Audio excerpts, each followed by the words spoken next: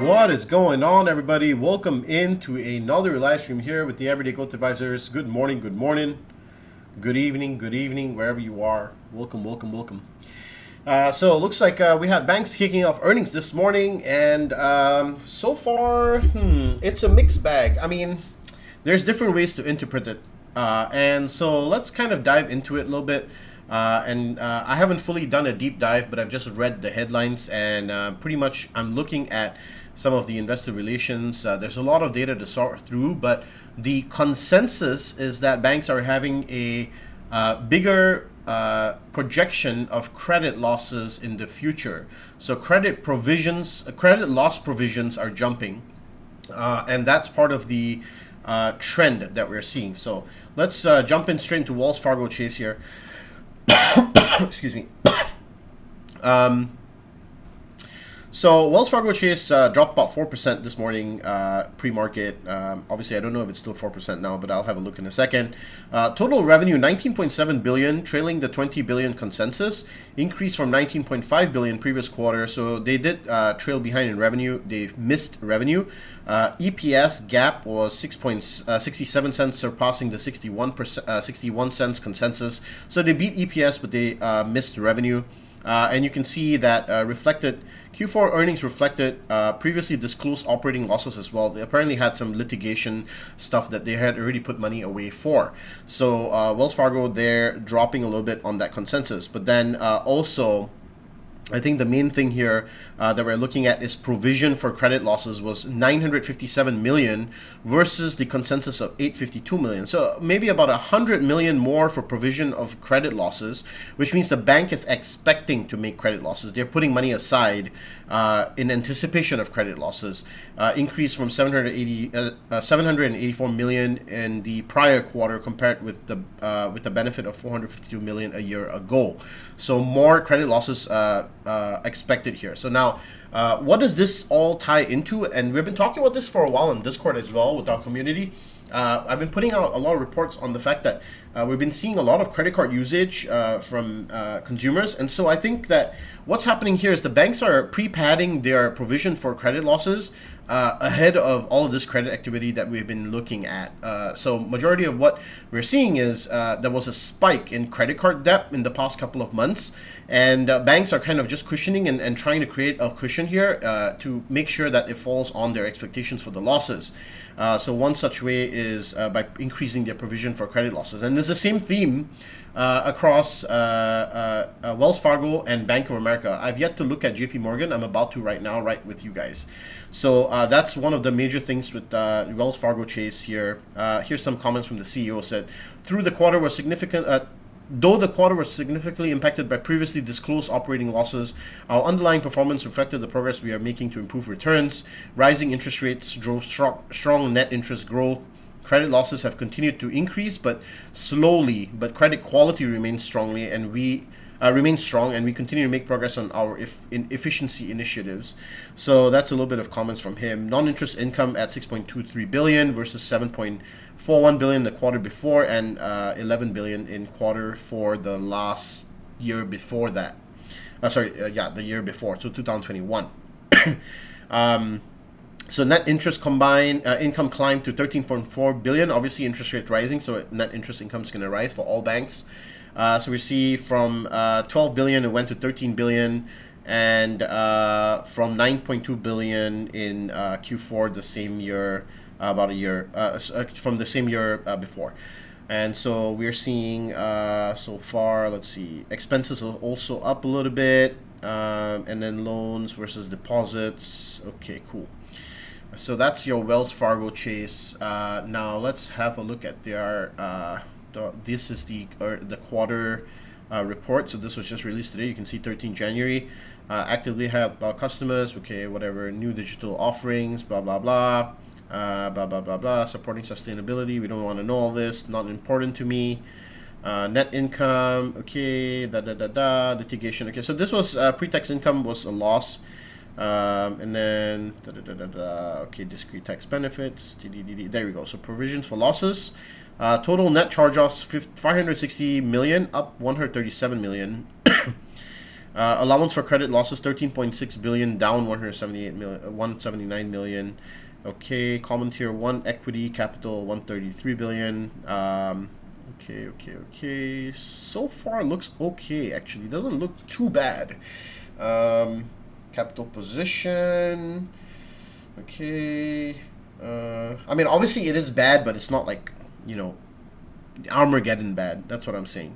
We'll obviously have to dive further into this. Credit quality, loans and deposits. Okay, I'll look at this later.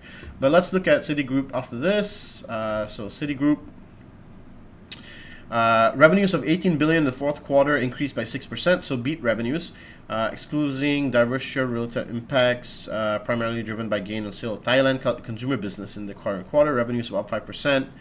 Okay, Citigroup cost of credit was approximately 1.8 billion in the fourth quarter compared to 0.5% billion in the prior year, reflecting a net build in allowances for credit losses. So same thing. It's the same thing. It's the same theme across all of them. I very briefly saw Bank of America too. They're also increasing credit provisions for losses. Okay. Book value per share, okay, not important. I mean, it is important for bank stocks, but not so important. Okay. Okay, so similar theme here. Let's see the press release. Do they have? Here we go. This is what we need. Upcoming presentations. Here we go. There we go. Presentation. Come on, load. All right, let's have a look at Bank of America in the meantime. Is this loaded yet? All right, there we go. Yeah, so that's today.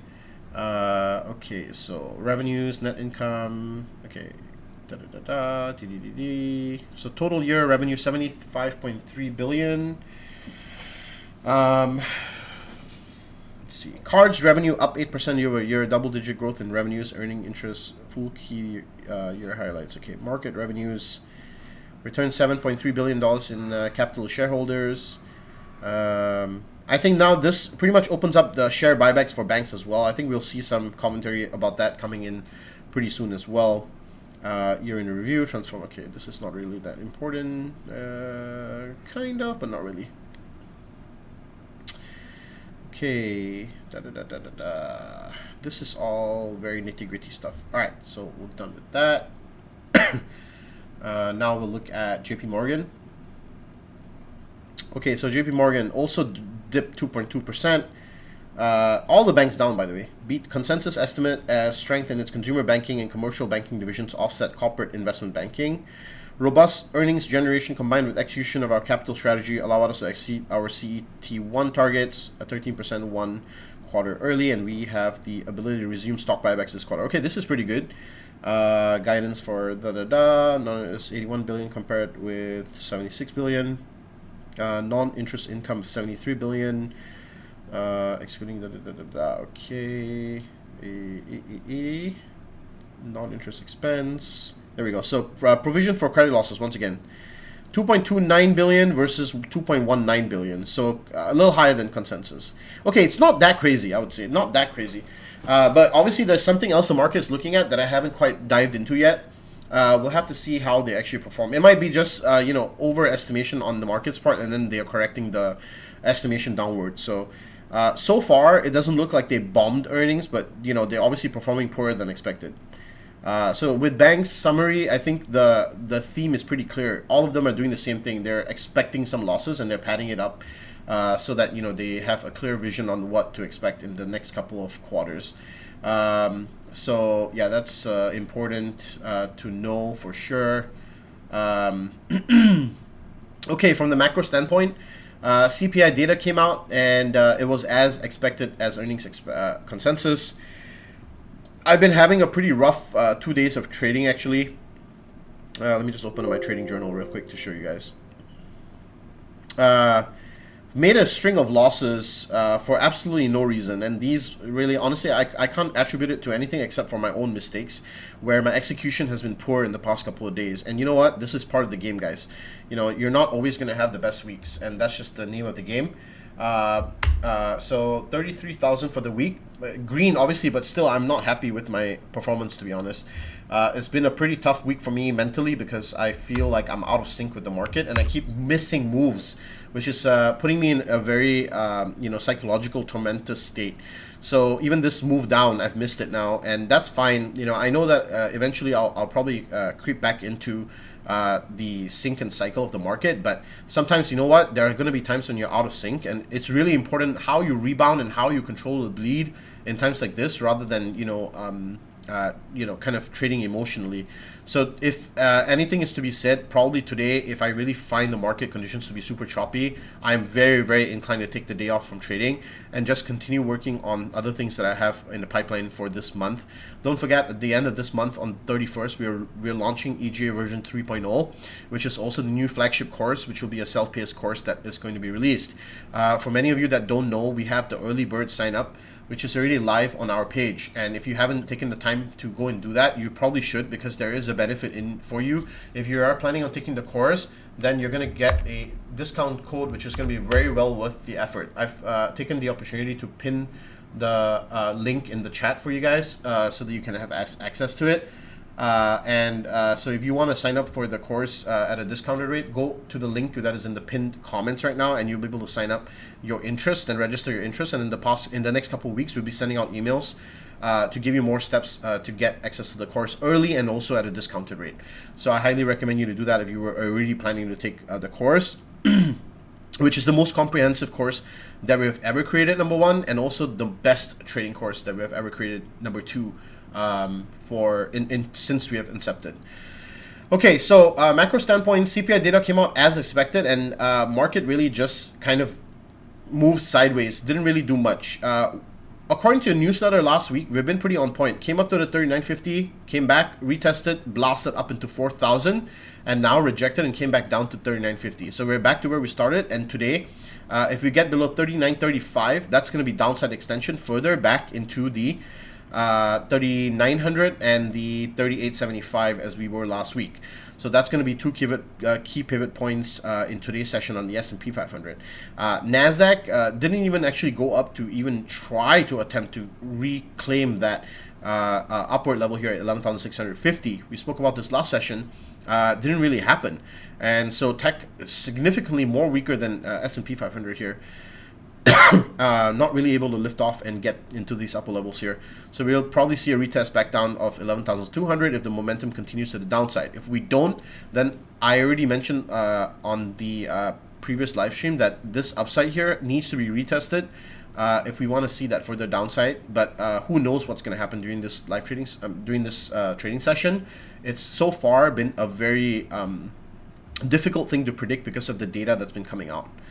On the other hand, IWM absolutely ripped to the upside, and I will be happy to be able to take some downside exposure here if we can get a little higher, but it doesn't look like we will. So it's all going to be about the 183 level in IWM. If we can get below it, then I'll be happy to take some downside to the 181 or 182.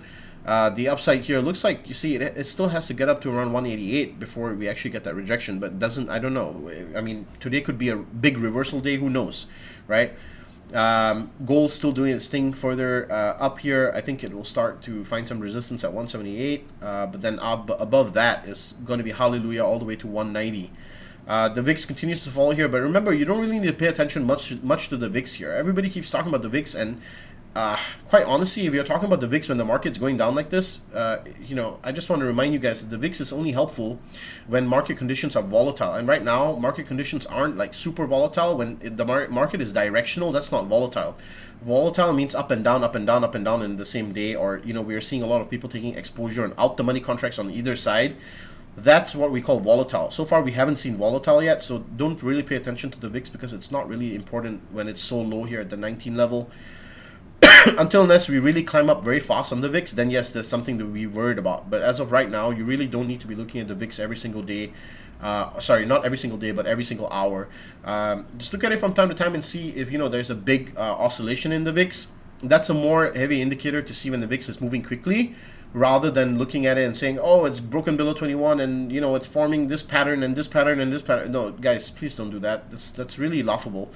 I'm not trying to make fun, but seriously, you got to understand what you're looking at sometimes. This is a volatility index. So if there's no volatility, stop looking at it. It's not going to help you in any way. The VIX is designed to move down. That is what it was created for. When fear drains out of the market and greed takes over, the natural move of the VIX is down. Okay? So know what you're looking at and know how to trade around it. Bond market ripped yesterday. Nice little push up on TLT into the 107.75 range. As you guys know, we have a long position in bonds already for the 120s. I'll be happy to add to this position very soon at around 110. I already mentioned in our newsletter and also the start of this year, this could be the year where bonds decouple from the S&P 500. So let's hope that that happens, and if that happens, that would be really great. So we'll see. Obviously, that's not going to happen until QT is slowed down. So as of right now, it's still going to be pretty correlated. But once the market starts perceiving the interest rates start to pause and stuff like that, that's going to cause the decoupling of the bond market from the stock market, and they'll stop performing in line with one another. Dollar index. A lot of people were asking me yesterday, hey T, do you understand? Like, do you understand this? The whole market was like ripping yesterday, or sorry, was performing yesterday after CPI, and none of it really moved up much except for energy. What the heck is going on? Why is energy rallying? Well, simple terms. You got to understand the dollar, right? In terms of that.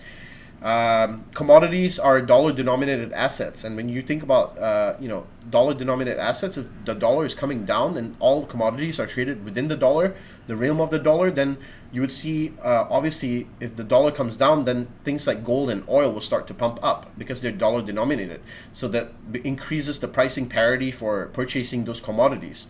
And people will naturally flock to those commodities because it is a better deal, right? More surprising was semiconductors for me personally, because I wasn't expecting it to rip so quickly. But anyway, now that it has ripped, it's back in the box, and looks like it might struggle a little bit here or chop around in this area for a little bit. So we'll see how that goes. It is also, by the way, a possibility that S&P 500 chops around here for a little bit if we don't lose that 39.35 today. So keep that in mind as well. XLF, perfect run up, play up. We exited all the positions right before the sell-off, and amazing play on this. If you caught it, beautiful play. All the way from the bottom to the top, closed out, and now it is reversing. So we might engage in short positions if I see the opportunity. Let's see how badly banks are going to do first, and then I will be inclined to take some short positions. Tesla down 5% this morning. What the hell was the news on it? Does anybody know? Oh, I think they reduced their margins, right? That's what happened. I think Tesla, yeah, price cuts. Tesla price cuts dent other auto stocks as margin concerns rise. Yeah, so that's not good. That's not good for Tesla at all. You know, I think somebody asked me this on the Discord as well earlier. So yeah, there was a question about this. It was, what would a price decrease for Tesla be, good or bad for the stock? And I was answering, generally margin compressions are bad for investors and good for consumers. If you have to make your product cheaper to sell and keep up demand, that means that there's something wrong with your sales strategy. It also means that you're facing severe competition, and the pricing power is in the consumer's hands, which doesn't make the company look good in the investor's light. So that's one of the reasons why Tesla's selling off. Investors are not that confident that, you know, it can pull off holding its pricing power, which, you know, if it is a leader in the segment, then it should be able to hold its own. So yeah, any other questions, comments, concerns? You want me to break down some charts? Go ahead, put in the comments right now. I'll do it for you. And once again, I appreciate you guys turning up. Sorry, for the pre-market session here. If you can take a second out of your day, smash that like button. We have 30 plus people here. Let's get up to 30 likes today. Can we get up to 30 likes on this live session? I would really appreciate it. Okay, so there are some opportunities that I'm looking at, possibly. Square is one of them, rejected off this for like the 4th time, but I want to be really extra cautious here. I only want to go short if it gets below $68 here, or even 67, 63 to be really, really precise. If it can get below 67.50 or so, I would be happy to take this downside position all the way down to 60 bucks. But I'll probably play a strike in between, so maybe around 64, 65. If the strike is available, maybe 65 strike. Then there is Disney, which broke out, and it's looking pretty nice here. If it can continue to build a base here, then I'll take some upside. But if not, then I'm going to just wait till this one breaks out further. Netflix also at that very key level here.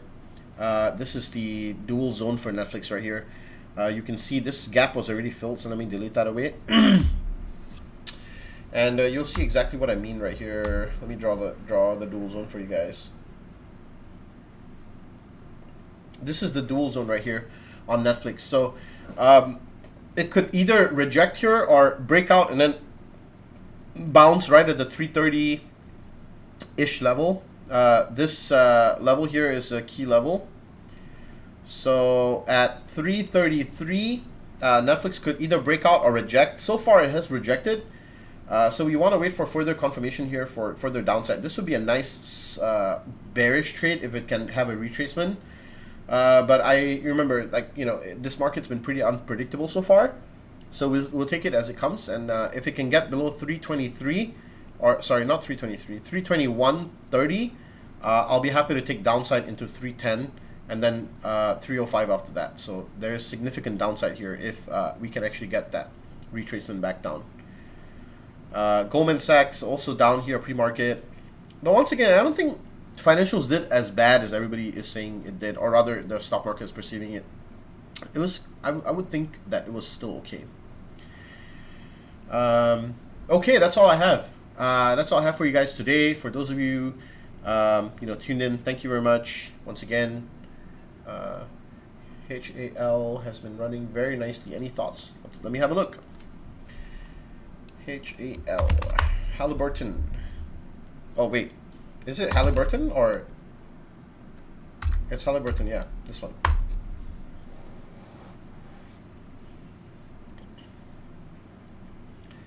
Oh, this looks nice. It is hitting a key level here, though. This is a very strong level, actually. Very, very strong. Strong level. A lot. This is a dual zone here. Very strong dual zone, actually. Looks like a possible rejection. If it rejects, then back down it goes. If it breaks out, then it can go further up into these upper levels here. So I would say you gotta wait and see what it does here. This is a, it's a sensitive area. I would say a sensitive area. Let's see, where is the dual zone exactly? Let me have a look. So here, and then you have this here. This is the dual zone. A little lower actually. I think it needs to break out of $45 before you can take upside on this one, to be honest. Wait for above 45 bucks to take the upside on Halliburton. Cup and handle, I mean, not really, right? I mean, look at it's already kind of broken. It's already broken the handle. Also, you gotta see, was it 50%? Yeah, it was a valid cup and handle, but it already broke out from the handle. This is the cup and this is the handle. For those of you that can't see it, this cup and handle is what he's talking about. Cup and handle. It already break out from here. So I think yeah, you have to wait above, like you have to see what happens here. It's non-defined right now. This is a marinade. You have to let it marinate a little longer. But I see what you're saying though, Dustin. Shares of OIH. What is OIH? OIH. Yeah, no problem, Dylan. Absolutely. You're welcome. Any other questions? Any other breakdowns? Obviously, there's a bunch of other stocks that I'm looking at. And I'm going to, let the rest of, well, I'm going to talk about them with the Discord. I did take a bullish position in XOP. So I have that going. I think it's maybe up like a little less than 15%. But I played it yesterday into the strength. So that's doing pretty okay. And I think that XOM and a bunch of other stocks, oil-based, are also trading up. There's optimism surrounding the idea that demand is going to increase on various markets, emerging markets. So that's something that I've been watching for the past couple of weeks. I told you guys about that, that I was going bullish on energy for like a couple of times now. Like when we bounced here, I played it to the upside.